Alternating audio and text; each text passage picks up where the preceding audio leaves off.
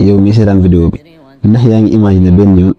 nekk ci guerre boo xam ne yàgg sa noonu yéenay xeex moom mu jël bépp matukaay bi mu am yow nag nga ñëw def la sa dër bi maanaam bépp arme boo xam ne amoon nga ko nga teg ko ci suuf te pourtant moom mi ngi yor ay arme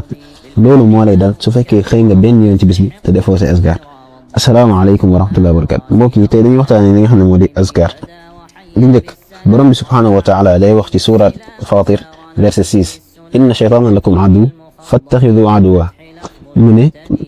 seytaane seen noonu la jàppee leen ko muy noonu ci noonu seytaane du tàyyi mu ko ci teg ay pexem te li la mën a muccal ci ay pexem mooy di dellu ci borom bi azza wa jalla ndax yàlla day wax ci surat Araf verset 200 wa imma yanzaghannaka min ash-shaytaani nazghun fasta'iz billah innahu huwa as-sami'ul alim borom bi subhaanahu wa taala day wax ne bu la seytaan di pexeel di teg ay pexemam dellul ci borom bi subhaanahu wa taala naka la ñuy delluwee ci borom bi mooy di def ay musluwaay yi nga xam ne yonent bi sallallahu alayhi wa sallam jàngal ni ko maanaam ay azkar yoo xam ne des na koy wax suba ak ngoon